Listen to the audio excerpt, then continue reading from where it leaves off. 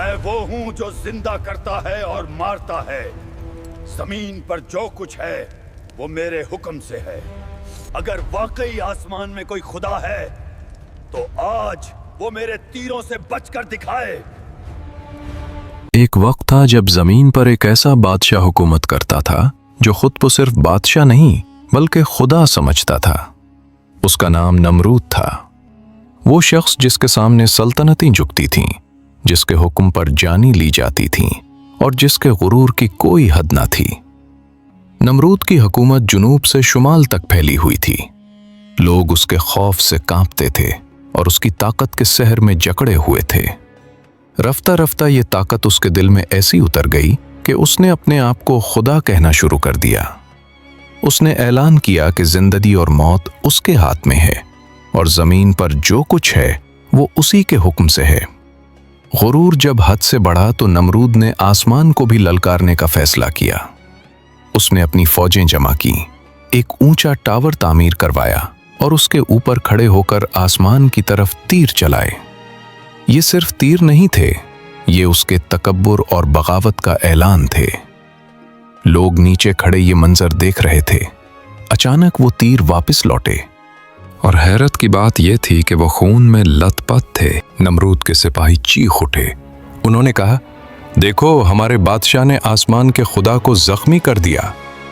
یہ لمحہ نمرود کے غرور کو آسمان تک لے گیا.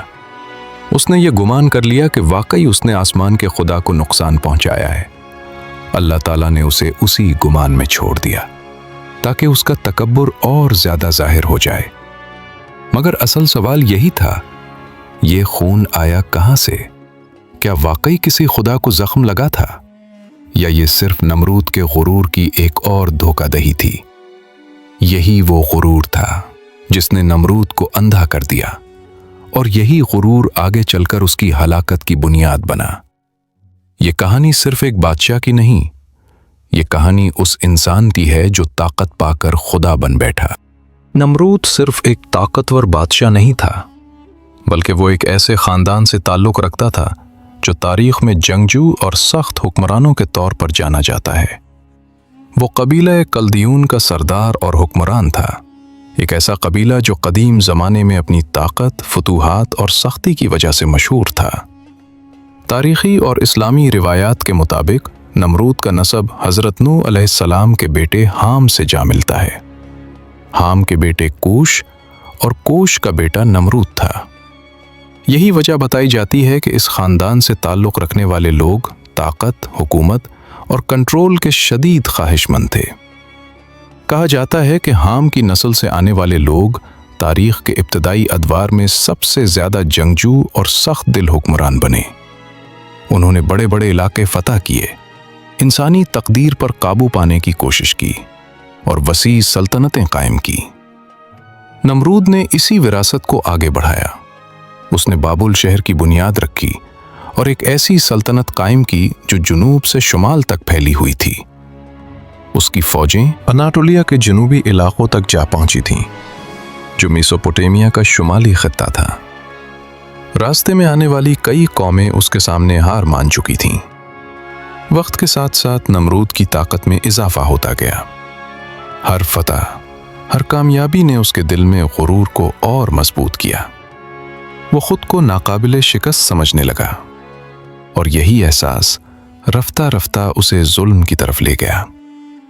نمرود تاریخ کے پہلے انسانوں میں شمار کیا جاتا ہے جس نے کھلے عام یہ دعویٰ کیا کہ میں خدا ہوں. اس نے نہ صرف خود کو خدا کہا بلکہ اپنے لوگوں سے یہ مطالبہ بھی کیا کہ وہ اسی کی عبادت کریں. اس کی حکومت تقریباً 400 سال تک قائم رہی. ان طویل برسوں میں وہ دنیا کے سب سے طاقتور، سب سے ظالم اور سب سے خونخوار حکمرانوں میں شمار ہونے لگا. اس کے لیے حکومت صرف اختیار نہیں تھی بلکہ خدائی کا اعلان تھی. یہی وہ پس منظر تھا جس میں نمرود کا غرور پروان چڑھا اور یہی غرور آگے چل کر اس کے زوال کا سبب بنا. نمرود کے دور کا معاشرہ ظاہری طور پر طاقتور اور منظم تھا مگر عقیدے کے لحاظ سے گہری گمراہی میں ڈوبا ہوا تھا. اس معاشرے کی بنیاد بت پرستی پر تھی اور یہ بت پرستی صرف مجسموں تک محدود نہیں تھی बल्कि आसमान तक फैली हुई थी। लोग बुतों, सितारों, सैयारों और सूरज की इबादत करते थे। उनका अकीदा था कि कायनात के मुख्तलिफ हिस्से मुख्तलिफ ताकतों के ज़ेरे असर हैं और हर ताकत का एक अलग माबूद है। सूरज को सबसे ज़्यादा ताकतवर माना जाता था क्योंकि वो रोशनी देता है और ज़िंदगी का सबब समझा जाता था। शहर के मरकज़ में बड़े बड़े मंदिर कायम थे। ये मंदिर सिर्फ इबादतगाही नहीं थे बल्कि पूरे माशरे का इंतज़ामी मरकज़ भी थे। यहीं लोगों के झगड़ों के फैसले होते, सजाएं दी जाती और अकीदे का तहफ़्फ़ुज़ किया जाता। इन मंदिरों में सोने, चांदी, तांबे और लकड़ी के बने हुए बेशुमार बुत रखे जाते थे। लोगों का मानना था कि ये बुत खा सकते हैं, पी सकते हैं, बोल सकते हैं और इंसानों को फ़ायदा या नुकसान पहुंचा सकते हैं। उनके सामने खाना रखा जाता, दुआएं मांगी जाती, शिफा तलब की जाती और गुनाहों की माफ़ी मांगी जाती। लोग ये भी समझते थे कि यही बुत जिंदगी और मौत के फैसले करते हैं। उनका आखिरत पर कोई यकीन नहीं था। उनके सब कुछ इसी दुनिया में था और इसी दुनिया के खुदा उनके बुत थे। जो शख्स इस निज़ाम पर सवाल उठाता या उन अकायद को चैलेंज करता, उसके लिए जिंदगी मुश्किल बना दी जाती, मुखालफत बर्दाश्त नहीं की जाती थी। कभी ऐसे लोगों को संसार किया जाता, कभी जलावतन कर दिया जाता और कभी उन्हें आग में डाल दिया जाता। ये मुआशरा दूसरे अकायद को सिर्फ गलत नहीं बल्कि खतरा समझता था। उनके नज़दीक बुतों की इबादत से इनकार रियासत और निज़ाम से बगावत के बराबर था।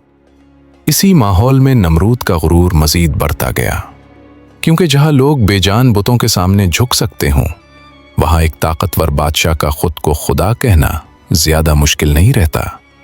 यही वो फ़ज़ा थी जहाँ सच बोलना जुर्म था और झूठ को इबादत का दर्जा हासिल था। नमरूद अपनी ताकत, सल्तनत और खुदाई के जाम में मस्त था, मगर एक रात ऐसा वाक़या पेश आया जिसने उसके दिल में खौफ पैदा कर दिया। उसने एक बहुत वाज़े और हौलनाक ख्वाब देखा। उस ख्वाब में नमरूद ने देखा कि दिन के वक्त आसमान से एक चमकती हुई रोशनी नाजिल हो रही है। ये रोशनी सूरज और चांद से भी ज़्यादा रोशन थी। उसकी तमाजुत ने पूरे आसमान को घेर रखा था। नमरूद घबरा कर नींद से जाग उठा। उसका जिस्म पसीने में डूबा हुआ था और दिल बेचैन था। वो फौरन अपने काबिल एतमाद फौलगेरों और नजूमियों को बुलवा लाया ताकि ख्वाब की ताबीर पूछी जा सके। फौलगेरों ने गौर किया और फिर नमरूद को वो बात बताई जिसने उसके गुरूर को लरज़ा दिया। उन्होंने कहा कि उसके मुल्क में जल्द एक लड़का पैदा होने वाला है जो लोगों का मजहब बदल देगा और आखिरकार नमरूद की हुकूमत और उसकी जान के लिए खतरा बनेगा। ये सुनना था कि नमरूद का खौफ गुस्से में बदल गया। उसने फौरन एक जालिमाना हुक्म जारी कर दिया। हुक्म वाज़े, उसके मुल्क में पैदा होने वाले तमाम नौमौलूद लड़कों को कत्ल कर दिया जाए। यह हुक्म जुल्म की इंतहा था। चंद ही दिनों में गलियों, महलों और घरों में चीखो पुकार फैल गई। बेशुमार मासूम बच्चों को बेदर्दी से कत्ल किया गया। माओं की गोदें उजड़ गईं और बाप बेबसी से ये जुल्म देखते रहे। नमरूद का ख्याल था कि वो इस तरह अपने मुस्तकबिल के खतरे को ख़त्म कर देगा। वो ये समझ बैठा था कि इंसानों को कत्ल करके वो तकदीर को बदल सकता है, मगर वो ये भूल गया था कि जिसने ख्वाब दिखाया है वही हिफाजत भी कर सकता है। ये वो लम्हा था जहां नमरूद का जुल्म अपने उरूज पर था और यही वो वक्त था जब अल्लाह की कुदरत खामोशी से अपना काम कर रही थी। इसी जुल्म के साए में हज़रत इब्राहीम अलैहिस्सलाम की विलादत का वक्त करीब आ रहा था। नमरूद के जुल्म के दिनों में जब हर तरफ खौफ और कत्ले अतफाल का सिलसिला जारी था, उसी वक्त हज़रत इब्राहीम अलैहिस्सलाम की वालदा के यहाँ विलादत का वक्त करीब आ चुका था। हुक्म बिल्कुल वाज़े था, अगर लड़का पैदा हुआ तो उसे कत्ल कर दिया जाएगा। ये माँ के लिए सबसे कड़ा इम्तहान था। एक तरफ माँ का फितरी जज्बा, दूसरी तरफ एक जालिम बादशाह का बेरहम हुक्म। हज़रत इब्राहीम अलैहिस्सलाम की वालदा ने गहरी सोच के बाद एक तदबीर इख्तियार की। उन्होंने अपने शौहर आज़र से कहा कि वो शहर के मंदिर जाएं और दुआ करें।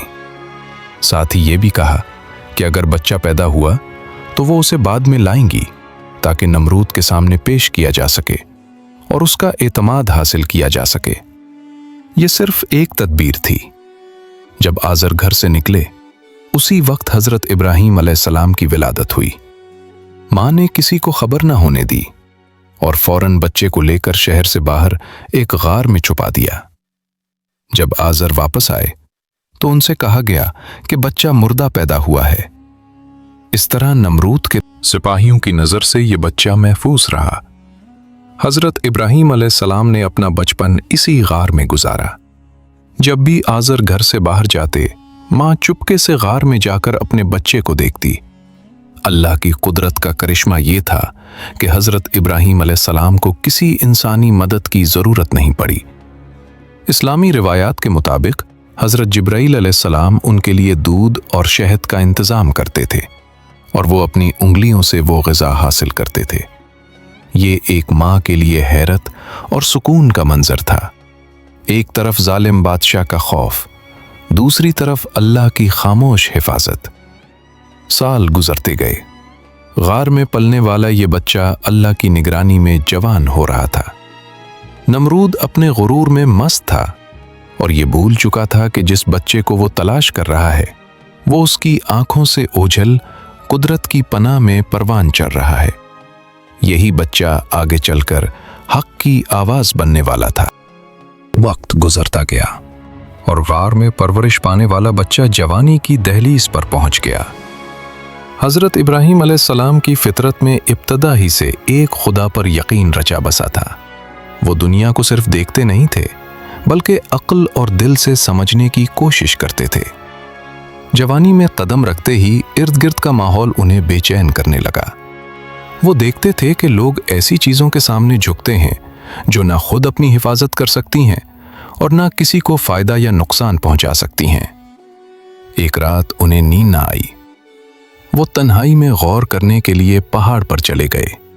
اس رات آسمان صاف تھا اور ستارے چمک رہے تھے جن کی اس قوم عبادت کرتی تھی۔ انہوں نے ستاروں کو دیکھا اور سوچا کیا یہ خدا ہو سکتے ہیں؟ مگر جب ستارہ غائب ہو گیا تو کہا کہ مجھے وہ چیز پسند نہیں جو غائب ہو جائے۔ پھر انہوں نے چاند کو دیکھا لیکن جب وہ بھی ڈوب گیا تو کہا کہ اگر میرا رب مجھے ہدایت نہ دے تو میں بھی گمراہ ہو جاؤں گا۔ پھر سورج طلوع ہوا مگر جب وہ بے غروب ہو گیا تو حقیقت واضح ہو گئی۔ حضرت ابراہیم علیہ السلام سمجھ گئے کہ جو چیز آتی جاتی ہو وہ خدا نہیں ہو سکتی۔ ایک سچا خدا وہ ہے جو ہمیشہ قائم رہے اور ہر چیز کا خالق ہو۔ اسی لمحے انہوں نے فیصلہ کر لیا کہ وہ صرف اسی ایک اللہ کی عبادت کریں گے جو نظر نہ آتے ہوئے بھی ہر چیز پر قادر ہے۔ جب حضرت ابراہیم علیہ السلام کے دل میں حق واضح ہو گیا تو انہوں نے سب سے پہلے اپنے والد آزر سے بات کرنے کا فیصلہ کیا جو خود بت تراشنے والے اور انہی کے پجاری تھے۔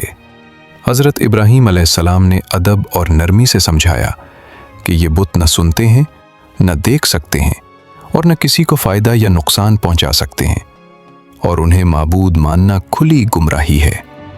یہ بات آزر کے لیے ناقابل برداشت تھی۔ غصے میں آ کر انہوں نے حضرت ابراہیم علیہ السلام کو قتل کی دھمکی دی اور کہا کہ اگر وہ باز نہ آئے تو انہیں سنگسار کر دیا جائے گا۔ اس سخت رد عمل کے باوجود حضرت ابراہیم علیہ السلام نے بدتمیزی کے بجائے صبر اور وقار اختیار کیا۔ انہوں نے کہا کہ وہ اپنے والد کے لیے اللہ سے مغفرت کی دعا کریں گے اور خود بت پرستی سے دور رہیں گے کیونکہ وہ نہیں چاہتے تھے کہ ان کے والد آگ کا ایندھن بنے۔ اب یہ واضح ہو چکا تھا کہ یہ گھر حق کی بات کے لیے محفوظ نہیں رہا۔ اسی لیے حضرت ابراہیم علیہ السلام نے اللہ پر بھروسہ کرتے ہوئے گھر چھوڑنے کا فیصلہ کیا۔ یہ ہجرت باطل سے کٹ کر حق کے ساتھ کھڑے ہونے کا اعلان تھی۔ حضرت ابراہیم علیہ السلام نے جب اپنے والد کا گھر چھوڑا تو وہ اکیلے ضرور ہو گئے مگر انہوں نے اپنی قوم کو حق کی دعوت دینا ترک نہیں کیا۔ وہ چاہتے تھے کہ لوگ عقل سے سوچیں اور اپنے جھوٹے معبودوں پر خود سوال اٹھائیں۔ نمرود کی قوم قبیلہ کلدیون سال میں ایک بار ایک بڑا تہوار مناتی تھی۔ اس موقع پر پورا شہر خالی ہو جاتا اور لوگ اپنے معبودوں کو مندروں میں چھوڑ کر شہر سے باہر چلے جاتے۔ हज़रत इब्राहीम अलैहिस्सलाम उसी दिन का इंतज़ार कर रहे थे। जब गलियां सुनसान हो गईं और शहर में खामोशी छा गई तो वो एक तेज कुल्हाड़ी लेकर मंदिर की तरफ रवाना हुए। मंदिर में दाखिल कर उन्होंने सोने, तांबे और लकड़ी के बेशुमार बुत देखे जिनके सामने खाना रखा था। उन्होंने उन बुतों से कहा कि तुम खाते क्यों नहीं और बोलते क्यों नहीं? फिर बगैर किसी खौफ के उन्होंने तमाम बुत तोड़ दिए सिवाय सबसे बड़े बुत के। इसी के गले में कुल्हाड़ी लटकाकर वो चले गए। ये एक खामोश मगर वाज़ेह पैगाम था, एक ऐसा सवाल जिसका जवाब अगले दिन पूरी कौम को खुद देना था। जब त्यौहार ख़त्म हुआ तो कौम शहर वापस लौटी और सबसे पहले अपने मंदिर का रुख किया, मगर मंदिर में दाखिल होते ही वो हैरत और सदमे में डूब गए। सोने, लकड़ी और पत्थर के बुत टूटे हुए ज़मीन पर बिखरे पड़े थे और हर तरफ तबाही का मंजर था। कौम में शोर मच गया और लोग एक दूसरे से पूछने लगे कि ये गुस्ताखी किसने की है। जल्द ही सबकी नज़रें हज़रत इब्राहीम अलैहिस्सलाम पर जा ठहरी, जो हमेशा बुत परस्ती की मुखालफत करते और एक अल्लाह की दावत देते थे। कौम ने उनसे सख्त लहजे में सवाल किया। हज़रत इब्राहीम अलैहिस्सलाम ने पुरसुकून अंदाज में जवाब दिया कि शायद ये काम सबसे बड़े बुत ने किया हो, और अगर यकीन नहीं तो उसी से पूछ लो। कौम खामोश हो गई, क्योंकि वो जानते थे कि बुत न बोल सकते हैं न अपनी हिफाजत कर सकते हैं। इस दलील ने उनके माबूदों की कमजोरी वाज़ेह कर दी, मगर सच मानने के बजाय उन्होंने ताकत का सहारा लेने का फैसला किया। जब बुतों की बेबसी कौम के सामने वाज़ेह हो गई तो मामला नमरूद तक जा पहुंचा। कौम के सरदारों ने उसे बताया कि एक नौजवान बुत परस्ती से इनकार करता और लोगों को एक अल्लाह की इबादत की तरफ बुलाता है। नमरूद ने हज़रत इब्राहीम अलैहिस्सलाम को दरबार में बुलाया। इब्तिदा में उसने बात को मामूली समझा, मगर गुफ्तगू जल्द ही खुले मुनाज़रे में बदल गई। हज़रत इब्राहीम अलैहिस्सलाम ने पूरे एतमाद से कहा कि मेरा रब वो है जो ज़िंदगी देता है और मौत देता है। नमरूद ने गुरूर से जवाब दिया कि ये काम वो भी कर सकता है। फिर उसने 2 कैदियों में से एक को छोड़ दिया और दूसरे को कत्ल करवा दिया। हज़रत इब्राहीम अलैहिस्सलाम ने इस झूठी दलील को रद्द करके कहा कि अल्लाह सूरज को मशरिक से निकालता है, अगर तुम खुदा हो तो उसे मगरिब से निकाल कर दिखाओ। ये सुनकर नमरूद खामोश हो गया। उसके पास कोई जवाब न था। हक वाज़ेह हो चुका था, मगर नमरूद ने मानने के बजाय ताकत का रास्ता चुन लिया, जो आगे चलकर एक बड़ी आजमाइश का सबब बना। जब नमरूद हज़रत इब्राहीम अलैहिस्सलाम के सामने दलील में लाजवाब हो गया तो उसका गुरूर टूट गया और उसके दिल में हक के लिए कोई जगह न रही। उसने फौरन अपने मशीरों को बुलाया और मुशावरत के बाद फैसला किया कि हज़रत इब्राहीम अलैहिस्सलाम को आग में जलाया जाए। पूरे शहर को हुक्म दिया गया कि आग के लिए लकड़ी जमा की जाए और 1 महीने में लकड़ियों का बड़ा ढेर लग गया। जब आग जलाई गई तो उसके शोले आसमान तक बुलंद हो गए और गर्मी नाकाबिले बर्दाश्त हो गई। आग इतनी शदीद थी कि किसी का करीब जाना मुमकिन न रहा। इसलिए नमरूद ने मंजनीक बनाने का हुक्म दिया ताकि हज़रत इब्राहीम अलैहिस्सलाम को दूर से आग में फेंका जा सके। ये सच्चे बंदे के लिए आखिरी इम्तिहान और नमरूद के गुरूर की आखिरी कोशिश थी। जब मंजनीक तैयार हुई और हज़रत इब्राहीम अलैहिस्सलाम को जंजीरों में जकड़कर आग के सामने लाया गया तो पूरा शहर जमा था। आग के शोले आसमान तक बुलंद थे, मगर हज़रत इब्राहीम अलैहिस्सलाम का दिल पुरसुकून था। फरिश्तों ने अल्लाह से अर्ज़ की और मदद की पेशकश की, मगर हज़रत इब्राहीम अलैहिस्सलाम ने कहा कि वो अपने रब के फैसले पर राज़ी हैं। उन्होंने पूरे यकीन से कहा, हस्बी अल्लाह ला इलाहा इल्ला हू। जैसे ही उन्हें आग की तरफ फेंका गया, अल्लाह का हुक्म नाजिल हुआ कि ए आग, इब्राहीम पर ठंडी और सलामती वाली हो जा। आग जलती रही, मगर हज़रत इब्राहीम अलैहिस्सलाम महफूज रहे। सिर्फ रस्सियां जले और आग अमन की जगह बन गई। लोग दूर खड़े उस आग को देख रहे थे जिसके शोले आसमान तक बुलंद थे और गर्मी नाकाबिले बर्दाश्त हो चुकी थी। नमरूद और उसके सरदार यही समझ रहे थे कि अब सब खत्म हो गया है, क्योंकि उनके नजदीक इंसान का उस आग से बचना नामुमकिन था। मगर कुछ ही देर बाद आग के दरमियान एक इंसान सलामती के साथ खड़ा नजर आया, जो आहिस्ता आहिस्ता शोलों से बाहर आ रहा था। यह हजरत इब्राहीम अलैहिस्सलाम थे। उनका जिस्म और कपड़े महफूज थे और चेहरे पर अल्लाह की रहमत का नूर था। यह एक खुला मोजज़ा था। मगर हैरत के बावजूद नमरूद और उसकी कौम ने सच कबूल न किया, क्योंकि गुरूर दिल में बस जाए तो मोजज़े भी हिदायत नहीं दे पाते। हजरत इब्राहीम अलैहिस्सलाम के आग से सलामती के साथ निकल आने के बावजूद नमरूद का गुरूर टूटा नहीं, बल्कि उसका तकब्बुर और बढ़ गया। उसने ऐलान किया कि अगर आसमान में कोई खुदा है तो वो उससे अपनी फौज के साथ जंग करेगा। नमरूद ने हजरत इब्राहीम अलैहिस्सलाम को दोबारा बुलाया और मुकाबले का दावा किया, फिर उन्हें जाने दिया। कुछ देर बाद हजरत इब्राहीम अलैहिस्सलाम अकेले वापस आए तो नमरूद हंसा, मगर उन्होंने पुरसुकून लहजे में कहा, इंतजार करो। अचानक आसमान से मक्खियों का एक बड़ा लश्कर नमूदार हुआ, जिसने नमरूद की फौज पर हमला कर दिया।